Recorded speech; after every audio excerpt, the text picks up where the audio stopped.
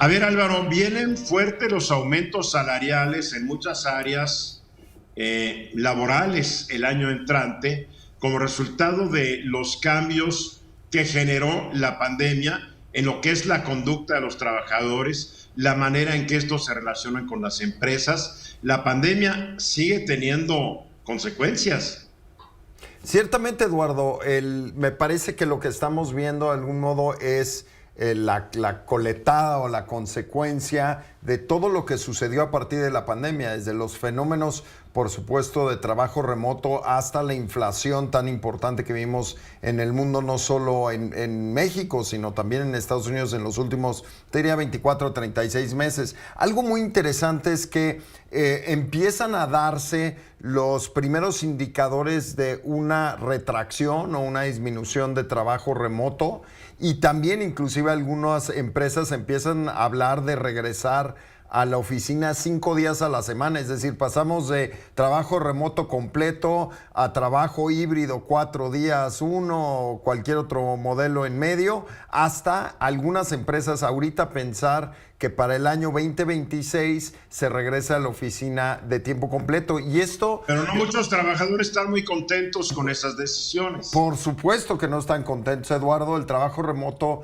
se había convertido en una alternativa. Muchas personas cambiaron su lugar de residencia porque tenían la posibilidad de trabajar remotamente, y ahora eso de algún modo está empezando a desaparecer, y esto está empezando a generar una molestia de parte de las personas que trabajan en estas empresas. De algún modo esto podría justificar o explicar estos aumentos de la mano de la inflación, estos aumentos de sueldo que varias encuestadoras y varias firmas de estudio de comportamiento, de pago salarial, están apuntando no solo en México, sino en, básicamente yo te diría que México, Estados Unidos y probablemente Canadá, donde las alzas podrían rebasar la inflación. En México se está hablando entre 5 y 9% de aumento. Por supuesto, esto mucho más en puestos operativos que en puestos gerenciales y directivos, donde naturalmente los aumentos, puesto que los sueldos son mayores, los aumentos se esperaría que fueran menores.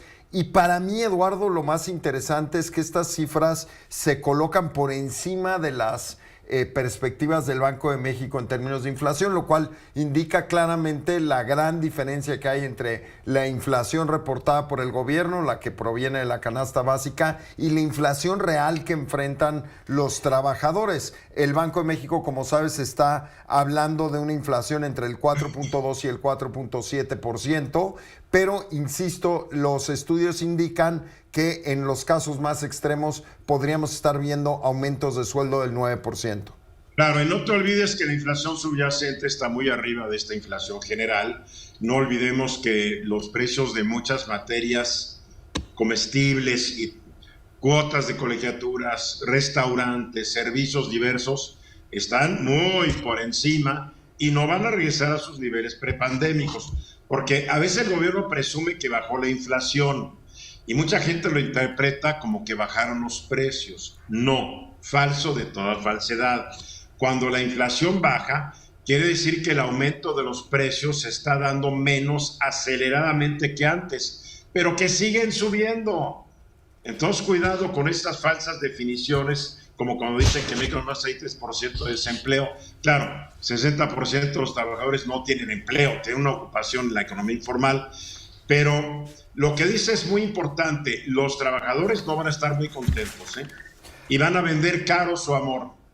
Por supuesto, Eduardo, y lo que vemos es que las empresas que están hablando de estos aumentos, en mayoría de los casos son empresas grandes, y eso es algo que debe preocupar a la economía en general, porque son las empresas pequeñas las que generan gran parte del empleo en este país y que no están en condiciones de ver aumentos del 9%, porque simple y sencillamente ellas a su vez no están pudiendo colocar productos y servicios con estos aumentos. Por un lado, aumento en el costo de los insumos, mayor competencia. Hay que recordar que cuando el peso se hace fuerte frente al dólar, pues naturalmente se hace mucho más fácil importar y eso le pega a los productores mexicanos porque el ahorro del tipo de cambio se va 100% al importador, pero al productor le impacta solamente en 3% en ahorro de sus insumos. Ahora, yo lo que veo, Eduardo, y que hay que poner atención es, por supuesto, mayores dificultades el próximo año en términos de retención de personal,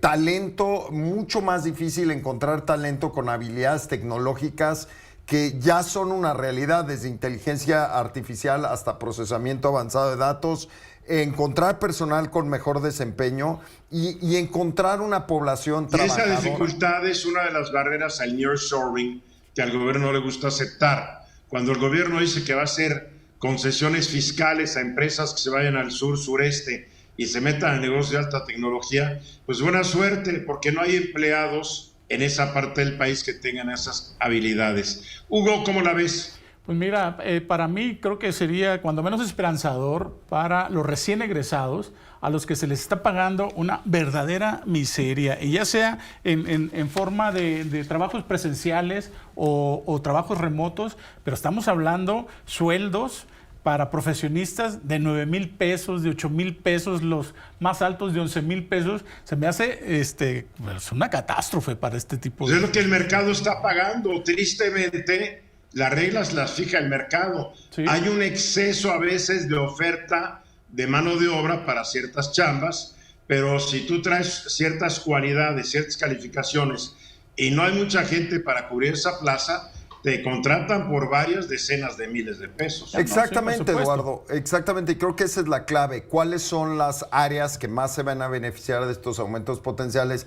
Pues no sorprende que ciberseguridad pueda haber aumentos por encima del 20% en términos reales el próximo año, desarrollo de software también entre 20 y 30%, recursos humanos 20 y 30%, finanzas, agroindustria, banca y servicios financieros entre el 15 y el 25%, marketing entre el 15 y el 20%. Por supuesto, las áreas económico-administrativas, algunas de ellas serán beneficiadas, pero las que son mucho más tácticas, operativas, no verán estos aumentos. Y también en qué empresa trabajas, ¿no? No toda empresa podrá prestar estos o podrá ofrecer estos aumentos, ni en todas las regiones del país, porque eso nos pasa mucho en México. Pensamos que esto es un asunto nacional, cuando en realidad sucederá mucho más en, por ejemplo, Monterrey, que está viendo unas altas tasas de ocupación, o la Ciudad de México, o casi todo el corredor de nearshoring. Pero esto no es necesariamente cierto para el resto de la República.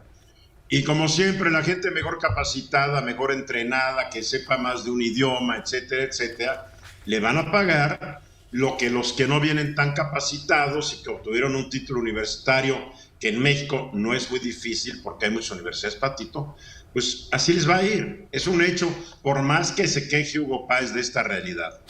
Ya